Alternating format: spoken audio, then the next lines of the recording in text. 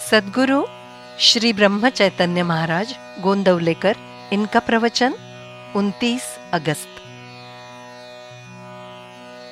धर्म यानी नीति और अध्यात्म का संयोग। द्वैत और अद्वैत ये क्या झमेला है। भगवान के कारण ही सब हुआ है, एक से ही दो हुए हैं। हम मूल स्वरूप से दूर हुए, इसलिए द्वैत आया। माया में यदि हम नहीं फंसेंगे तो अद्वैत में रह पाएंगे। माया कल्पना से ही उपजती है, उसे कल्पना से ही मारें। बस एक काम करें, अद्वैत में जो रहते हैं उन्हीं के साथ हमें रहना चाहिए। भगवान के होकर रहने के लिए जिस कारण से उससे दूर हुए हैं उसे छोड़ दें। जिससे माया उत्पन्न हुई उसे ही शरण जाएं। माया भगवान से ही तो उत्पन्न हुई है। जो भगवान का होकर रहता है उसे माया की बाधा नहीं होती। माया का जोर संकल्प विकल्प में होता है। अखंड नामस्मरण में रहने पर माया की बाधा नहीं होती। भगवान का नाम स्थिर है, परंतु रूप मात्र बार बार बदलता रहता है। प्रत्यक्ष साकार रूप ये कोई रूप नहीं। जो हमारी कल्पना में आ सकता है वो सारा रूप है। भगवान के नाम के बदले में कुछ मिलने की अपेक्षा नहीं होती, इसीलिए वो पूर्ण है। संतोष पूर्णत्व का स्वभाव है, इसीलिए जो पूर्ण नहीं वो असंतोष। भगवान से जो शांति मिलती है वही संतोष है और यही पूर्णता है।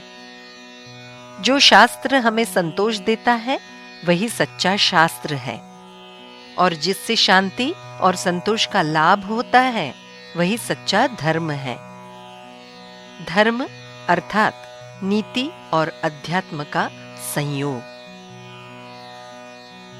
जो दूसरे के हित की ओर न देखें और केवल अपना ही हित देखें वो स्वार्थी ही है। सुख मिले इस मनुष्य की इच्छा से ही अस्वस्थता आती है। इसी अस्वस्थता के कारण अकुलाहट निर्माण होती है। इसी व्याकुलता के कारण जग में सारे सुधार बाहर आते हैं, परंतु जितने अधिक सुधार होते हैं उतना मनुष्य को दुख अधिक होता है। जो विद्या केवल नौकरी का साधन है वो अपूर्ण होती है। ऐसी विद्या पेट चलाने तक ही सीमित होती है, वो संतोष नहीं दे पाती। संतुष्ट करने वाली विद्या निराली ही होती है, इसलिए लौकिक विद्या को बहुत अधिक महत्व न दें। कभी कभी हमें ऐसा संदेह होता है कि इस दुनिया में कहीं सुख, संतोष और आनंद है कि नहीं, परंतु ये संदेह ठीक नहीं। कारण जो बातें इस दुनिया में यदि नहीं है तो फिर उनका नाम कैसे निकल आता है। असंतोष का अर्थ ही जो संतोष नहीं वो है। इससे ये स्पष्ट होता है कि पहले संतोष कहीं होगा ही। दिवाली में जो भी सुखदायक होता है वो उसी दिन किया जाता है, और दुखदायक है उसे अगले दिन के लिए छोड़ देते हैं।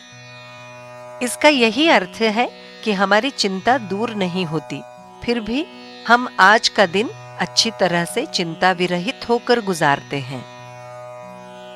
कल की चिंता फिर होती ही है, परंतु जो भगवान का स्मरण रखता है उसे चिंता कभी नहीं होती। जिसकी प्रत्येक कृति राम के स्मरण में होती है वही सच्चे राम राज्य में रहता है।